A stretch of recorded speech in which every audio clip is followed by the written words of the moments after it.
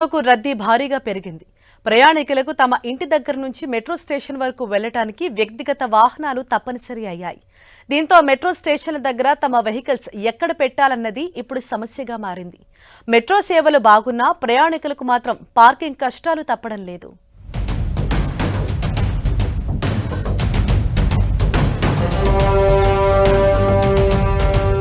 Metro ప్రయాణికులకు తప్పని parking కష్టాలు. రోడ్డుపైనే వాహనాల పార్కింగ్, ఫుట్పాత్లపైన పార్క్ చేయడంతో ఇబ్బందులు, ఏర్పాట్లు లేకుండానే పార్కింగ్ ఫీజులు వసూలు.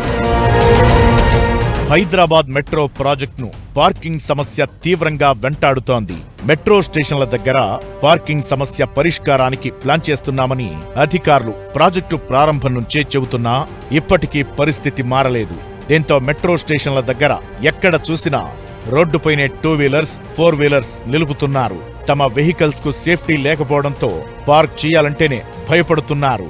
మెట్రో స్టేషన్ల దగ్గర ఎలాంటి ఏర్పాట్లు చేయకుండా ప్రైవేట్ ఏజెన్సీలు ప్రతి 2 వీలర్ కు 10 నుంచి 25 రూపాయల వరకు వసూలు చేస్తున్నారు. ప్రత్యేకంగా పార్కింగ్ స్పేస్ లేకుండా రోడ్ల పక్కనే 2 వీలర్స్ పార్క్ చేయించి డబ్బులు తీసుకుంటున్నారు.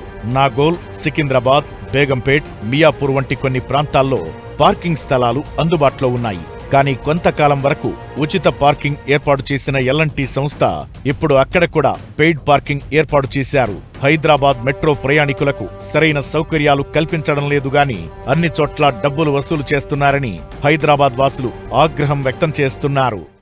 అన్ని స్టేషన్లలో కూడా పార్కింగ్ ఫీజులు అనేది ఇష్టారాజ్యంగా వసూలు చేస్తున్నారు. మెట్రో స్టేషన్ లేదు, వాటికి కనీస రక్షణ లేదు.